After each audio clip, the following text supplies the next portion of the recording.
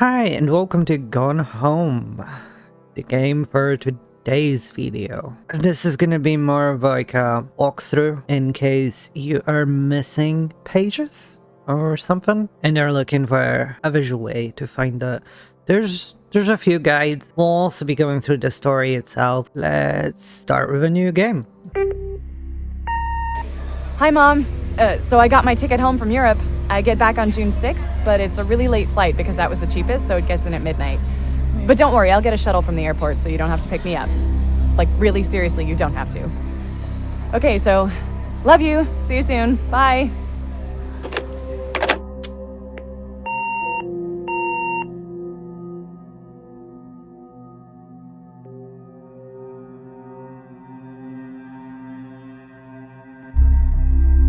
Gone Home.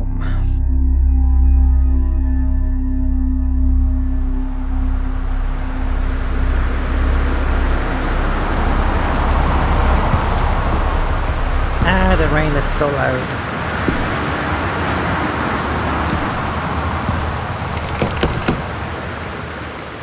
There's a ladder.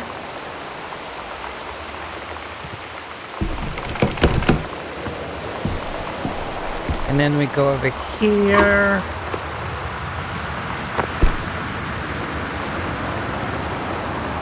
Key. And then we take this guy with us.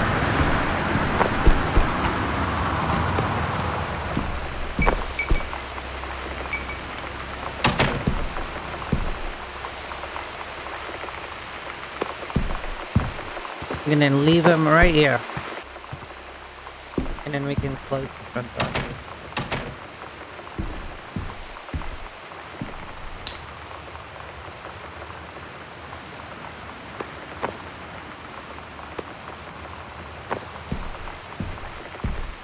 The first note that we find is in this invoice. Dear Katie, so much has changed, even just since you've been away. We moved into this house. I'm in a new school. And my big sister being gone for a year doesn't make it any easier. It doesn't feel real. But I'm not gonna let it faze me. I used to tell you everything, and if I can't do it in person, because you're off gallivanting around who knows where, I'll tell it to this journal, just like I was talking to you.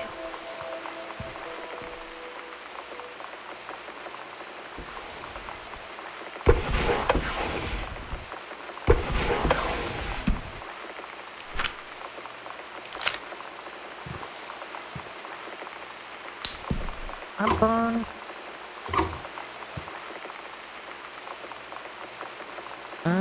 Sam Daniel from the old neighborhood called. He wants to come feed in your house. Call him back.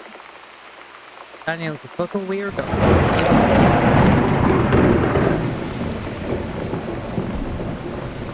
Alright, so we're gonna go upstairs. I believe. She makes it. Come on, Katie.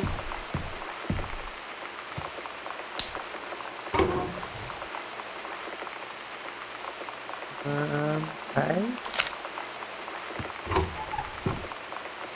We are upstairs.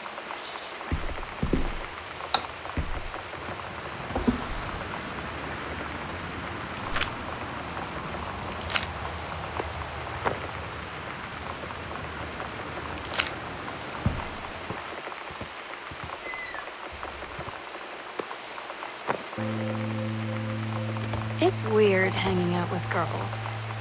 Daniel was around ever since I was little, and other girls? I don't know.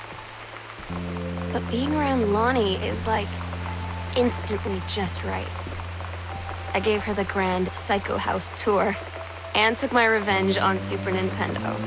And it was like, I don't know, I finally found someone I feel normal around. I drove her home and she gave me this tape and said, "You have got to listen to this." I haven't stopped playing it since.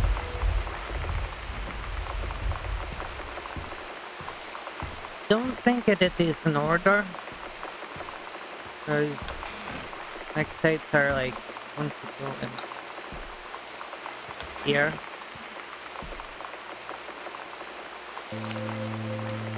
Oh my god. You are so lucky you finished high school before we moved into this house. So, it's the first day of school, and there I am, introducing myself to the class. And I say that I just moved into the house on Arbor Hill. All of a sudden, every kid in the room turns and just stares like I suddenly transformed into a mutant. I just stood there, wishing pretty hard for a rewind button. Because now maybe nobody knows my name, but they all know who I am. The Psycho House girl. Great.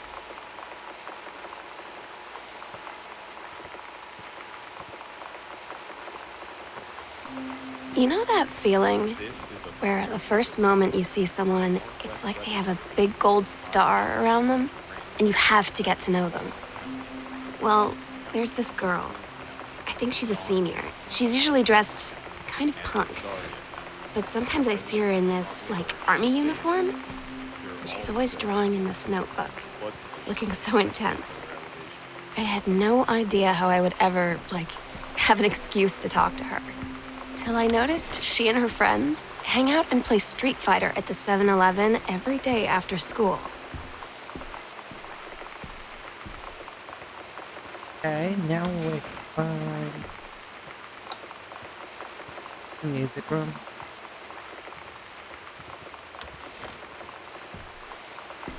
Trying to find it. Oh, sorry. Samantha, please give this to your mother. Thank you for having Danny over to your new home.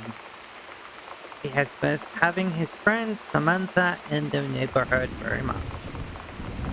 So it's a letter from the mother of the boy to her. When you live in one place your whole life, your next door neighbor is kind of like your default friend. And Daniel only got weirder over the years. So moving away has been a good excuse to, like, not see him anymore. But he did always have the good Nintendo games. Maybe I'll give him a call.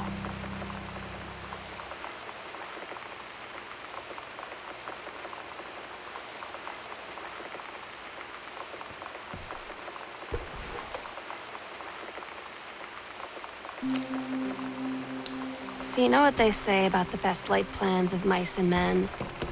Yeah, turns out it applies to Street Fighter too. At least I worked up the courage to walk into the 7-Eleven and ask for a turn, but all that practice at home did not exactly translate in the wild. So after I was finished getting my butt kicked, I followed them outside while they smoked. And that was when she asked me if I was that Psycho House girl.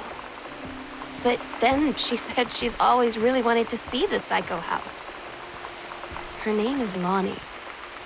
She's coming over tomorrow. And that is when we hear this one, where she's talking about Lonnie. So I did it in the wrong order. But it still works out, right?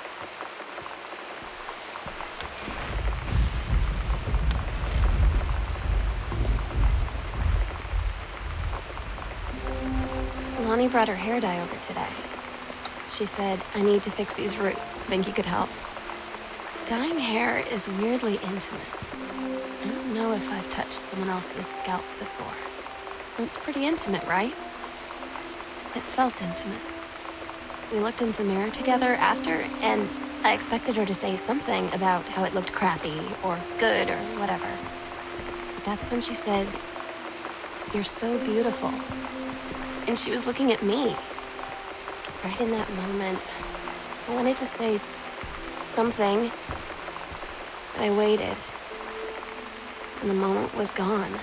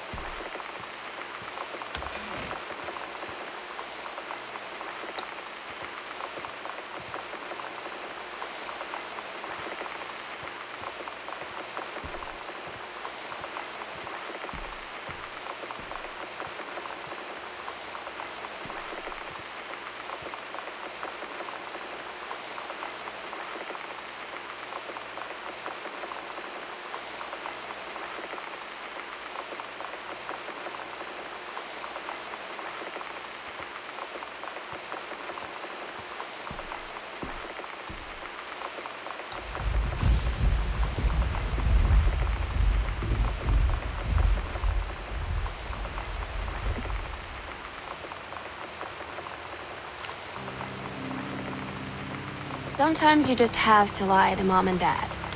Like when Lonnie asked me to see a band with her and stay over at her friend's place in the city after. That's a lie to Mom and Dad situation. But it was so worth it. The girls on stage were just so loud and real and awesome. And everybody was moving together like one huge tide of sound. Between two songs, Lonnie leaned over and said, "How do you like your first show?" I was so happy. I felt tears starting in my eyes. And then she up and hugged me. I think she could tell.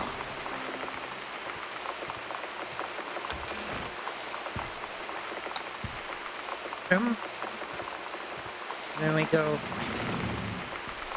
here.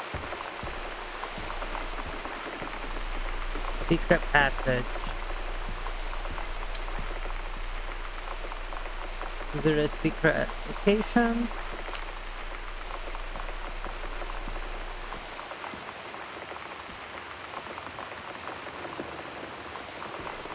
We find our way back to the library.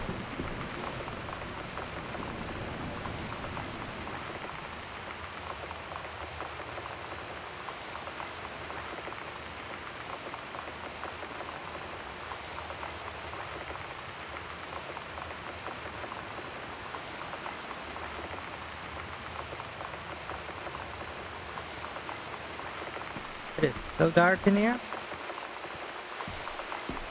Lights, please. Thank you. No, I don't want to zoom in. It is not in a hurry.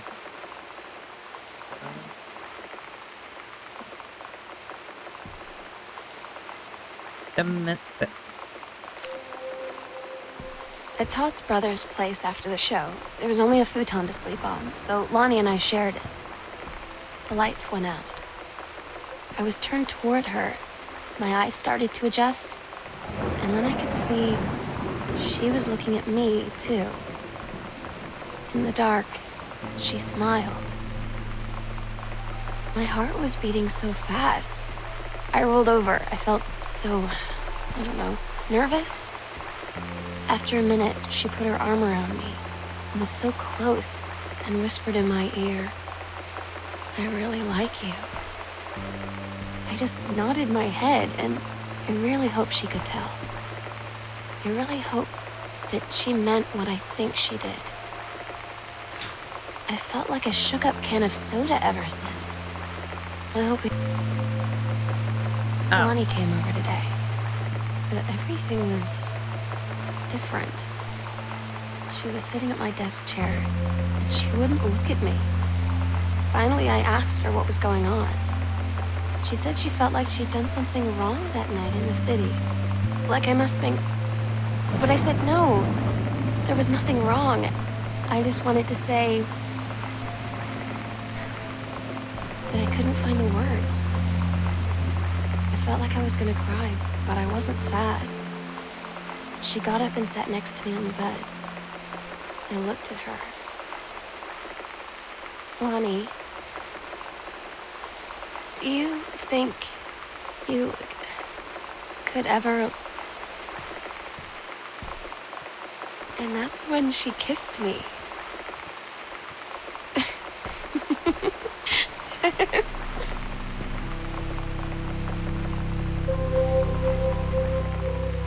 That's kind of sweet. Okay, so now we're going to a basement.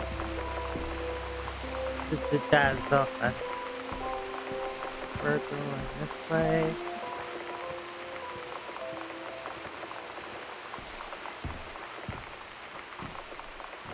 The basement. Oh, it's so dark in here.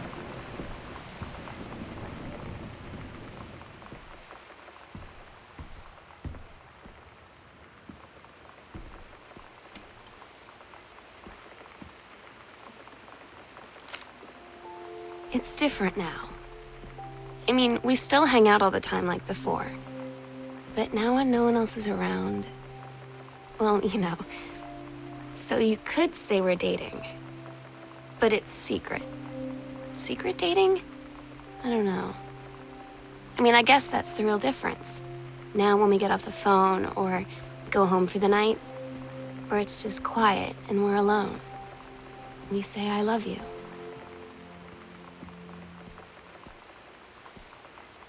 Trying to find the lights.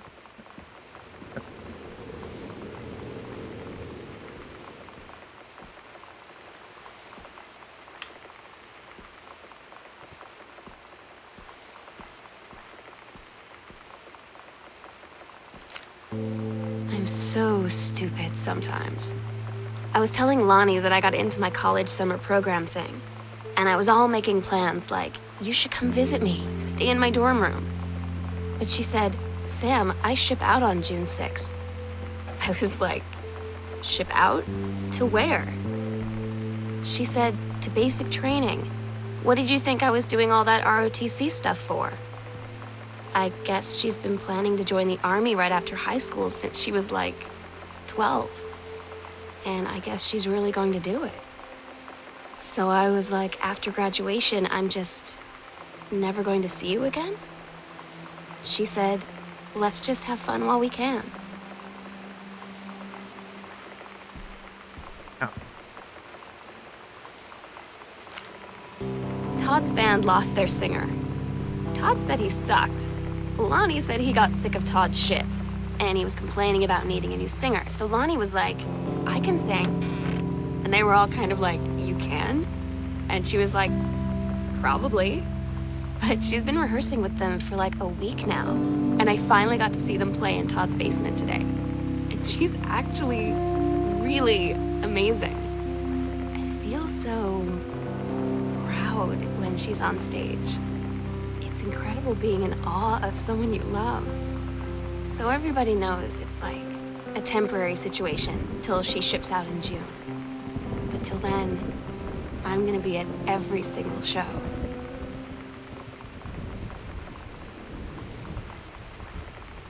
Okay, so here's one achievement you can get when you get to this part. The combination you enter, and if you guess it, you get an achievement. For the purposes of this video, I'm gonna tell you what it is. But, you know, if you wanted to guess it by yourself, you'd have to skip this part.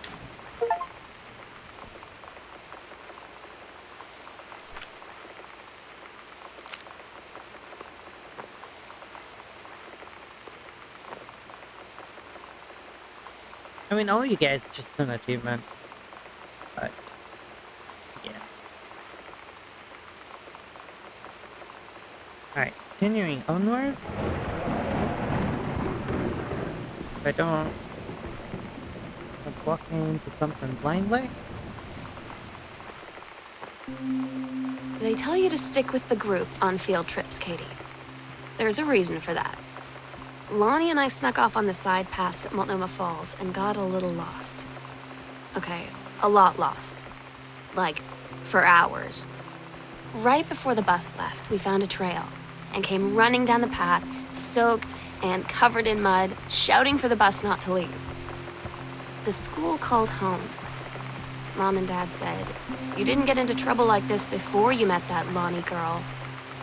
But I don't think they know about us. The kids at school, though, I'm really afraid that's a whole other story. Stick with the group, Katie. Stick with the group.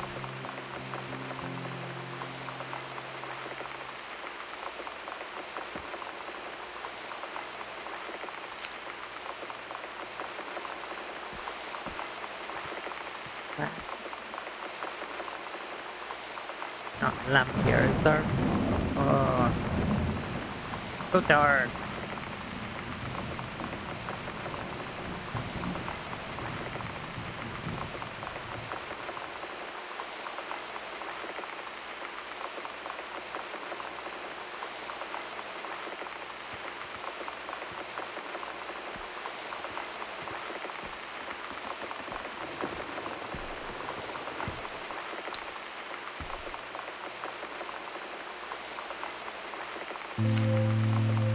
Katie, you know how Mom and Dad are.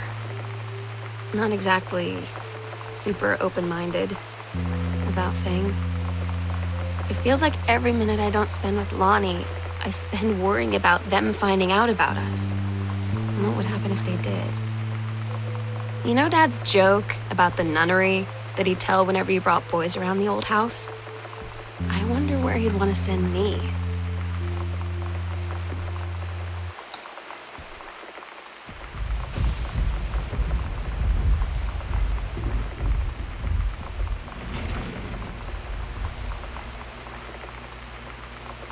I hope nowhere, but you know.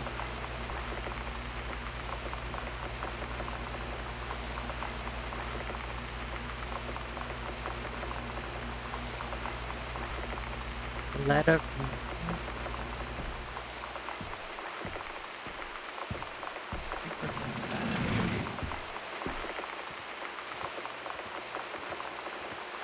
So hard to see.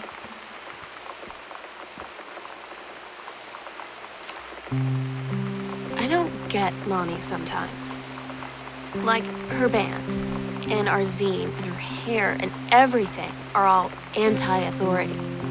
But I watch her in JROTC, and she's doing drills in perfect formation, following orders, no question. And there's all this stuff in the news about don't ask, don't tell. Like, she's going to join the army and then have to lie about who she is. She said they don't need to know what they don't need to know. Like it was no big deal. This from the girl who trashed her locker to, like, defend my honor. I've learned when to stop arguing, though. I don't think Lonnie even gets Lonnie sometimes.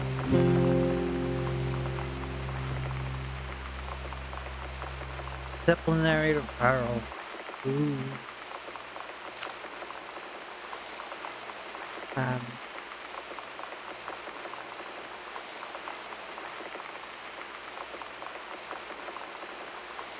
Sam, since you refused to hear us out, this afternoon your mother and I are putting this in a writing so that we absolutely clear. Oh, she got grounded. I had an interesting talk with Mom and Dad tonight. One you were never gonna need to have. I mean, you've known, right? I've known. I've known since, like, She-Ra. Mom and Dad didn't, I guess. But they saw the zine and the stuff on the locker, and they were like, is there something we should know about you and Lonnie? And so here's the thing. I was prepared for them to be mad, or disappointed, or start crying, or something. But they were just in denial. You're too young to know what you want. You and Lonnie are just good friends. You just haven't met the right boy. It's a phase. That's what I didn't see coming. That they wouldn't even respect me enough to believe me.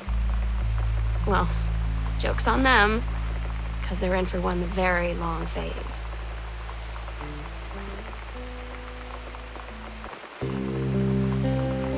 I asked Lonnie what she had to do to get ready to ship out for basic training. She said, not a lot, really. You're not allowed to bring anything with you. You have no possessions, no contact with the outside world while you're in basic. You just train hard every day, and then you deploy from there. So, they'll just send her away. To who knows where. The other side of the country, the other side of the world. My mind, like, can't process it. She's really going to be gone. Just gone.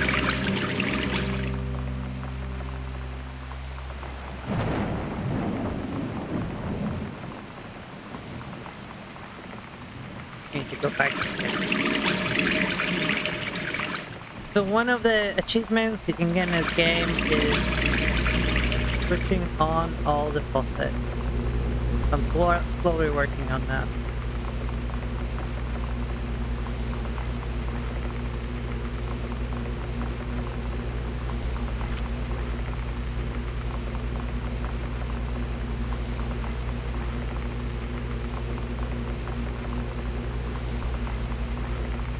I Daniel finally came over to get his game. I'd been dreading it. But he brought this story with him that I wrote when we were little.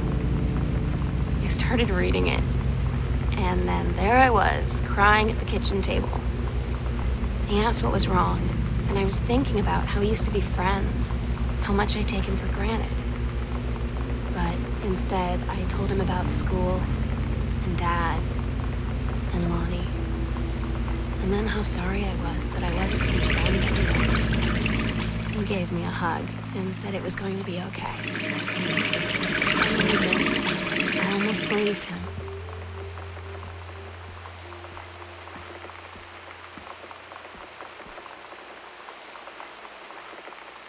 Secret under the stick. We agreed our last night together would be our happiest ever, and we'd forget tomorrow was going to come at all. It worked for a while. We had a good time seeing Oscar off, then ran up to the attic to look through our photos. Found one for Lonnie to take with her. And looking at them, I realized they were all in the past, and there wouldn't be any more. I didn't know what I was going to do. And I cried.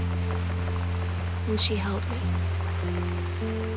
She said she knew it was hard, but life would move on. I said I didn't want my life to keep moving without her. That's when she cried too. I was so exhausted. I must have fallen asleep like that, in her arms. In the morning, I woke up. And I was finally alone.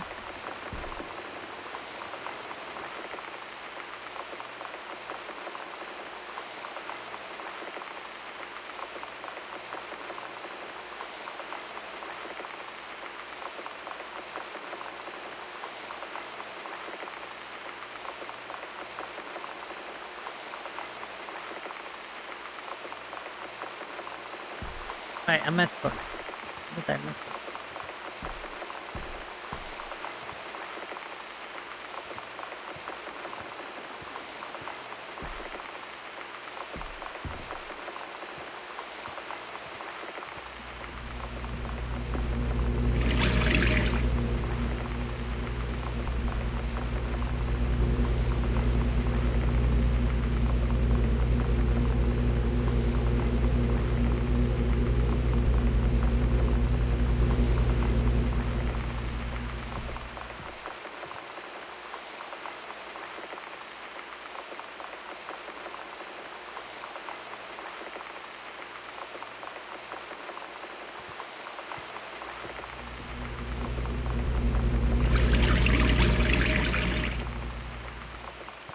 Alright, yeah. Lonnie had her going away show with her band tonight. She's so incredible on stage. And she was singing, I could practically forget everything. That we only had 48 hours left. That I don't know what comes next. That I can't live without her. Then she dedicated the last song to me. I couldn't take it. I was out on the curb in the alley, sobbing till my ribs hurt. I would follow her anywhere, Katie. But I can't. Where she's going. After a long time, she found me.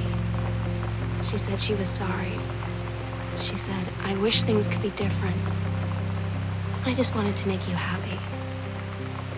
I said, I don't think you can anymore.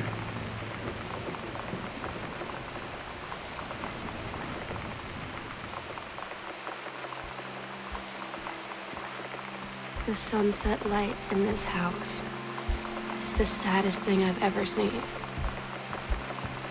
I just want to sleep. When I'm in the attic, it almost feels like Lonnie could still be here. She's just downstairs. I'm just waiting to hear her pull down the hatch and come running up. Maybe I'll go up to the attic and wait.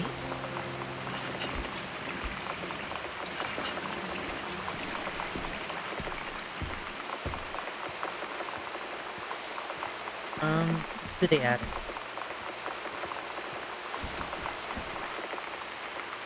Before we go up, one thing we need to do is get the duck from whatever you're left at. And bring it with us. The duck isn't actually where it belongs. It's in the attic.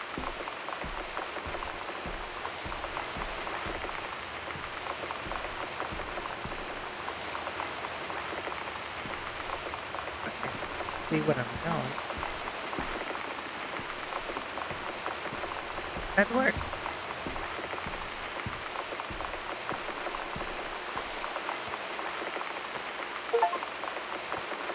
There we go.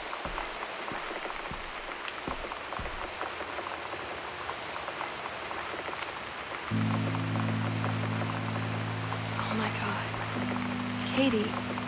I fell asleep in the attic, in Lonnie and my old spot, and I missed the first 2 calls. I just barely caught the third one before the machine got it.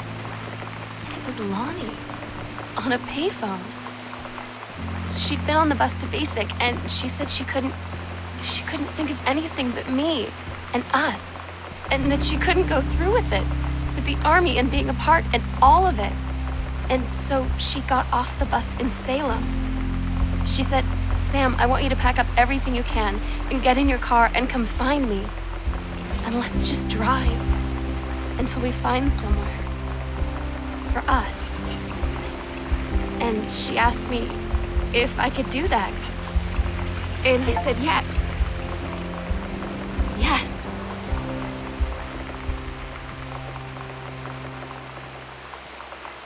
So I had to do the last few faucets, but that's pretty much it. It's all 24 of them, I think. Hopefully we didn't miss any.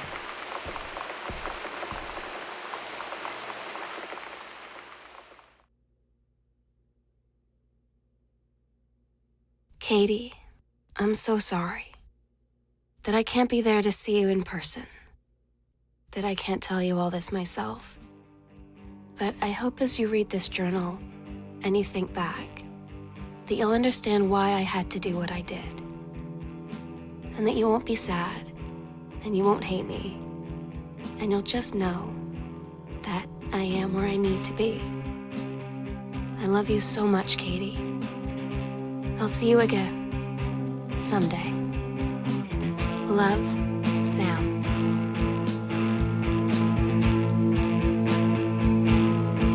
So that was Gone Home. I hope you enjoyed it. That's gonna be it from me for this video, and I shall hopefully see you again soon.